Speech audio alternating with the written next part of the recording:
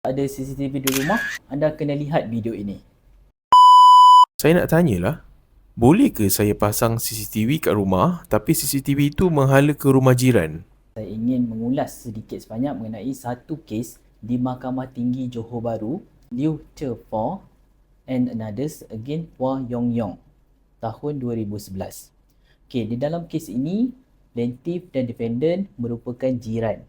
Terdapat insiden yang menyebabkan defendant telah memasang kamera atau CCTV di rumahnya yang mana salah satu CCTV tersebut menghala direct kepada rumah yang didiami oleh plaintiff. Kausa tindakan plaintiff ke atas defendant adalah breach of privacy.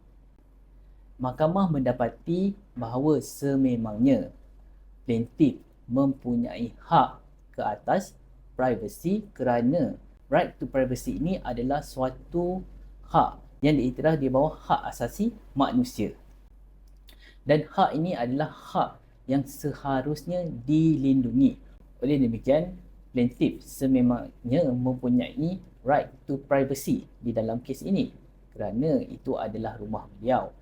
Di dalam kes ini, mahkamah telah memerintahkan defendant untuk menanggalkan CCTV yang menghala direct kepada rumah plaintiff dan satu injunksi diberikan kepada defendant menghalang defendant daripada memasang kamera yang menghala direct kepada rumah plaintiff.